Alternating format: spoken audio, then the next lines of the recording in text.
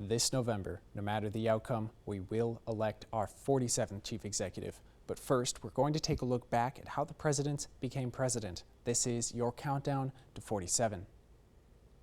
Turning now to the preacher president, James A. Garfield. Before becoming the 20th president, Garfield worked on a canal boat, earning enough money to attend seminary and eventually college. Garfield was later elected to the Ohio State Senate as an anti-slavery candidate.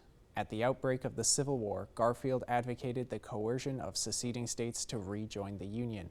But when war was inevitable, Garfield joined the Union cause, where he served with distinction, eventually earning the rank of Major General. In 1862, Garfield was elected to the U.S. House of Representatives, but did not resign his commission from the Army and take his seat until President Lincoln, in need of allies in Congress, urged him to do so in December of 1863.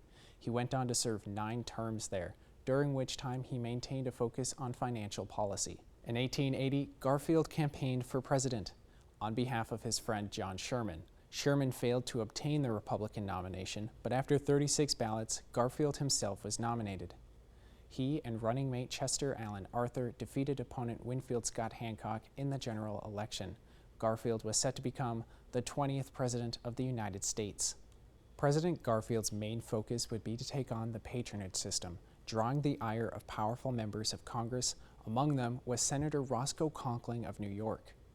Now let's discuss the patronage system a bit more, because it becomes so significant down the line of history. The system is where government officials, once becoming elected, reward the people who supported and helped them win with powerful positions. The struggle between President Garfield and Conkling would come to a head when Conkling contested one of Garfield's appointments. The 20th president would not back down and saw his appointments confirmed, but the preacher president had little time to savor his victory. On July 2, 1881, a disturbed man named Charles Guiteau shot President Garfield in the back at a railroad station in Washington, D.C. Guiteau was arrested while trying to flee. Garfield was taken to the White House, where doctors attempted to find and remove the bullet. They repeatedly probed the wound with unsterilized fingers and instruments, which caused infection.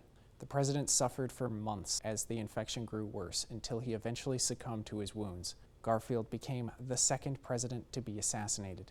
James A. Garfield served as President of the United States from March 4, 1881 until his death on September 19, 1881.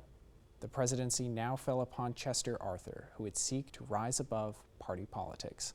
I'm Eric George for Valley News Live, and this has been your countdown to 47.